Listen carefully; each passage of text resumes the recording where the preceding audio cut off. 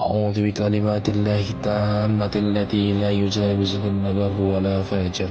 من شر ما خلق وذرأ وبرأ، ومن شر ما ينزل من السماء، ومن شر ما يعرج فيها،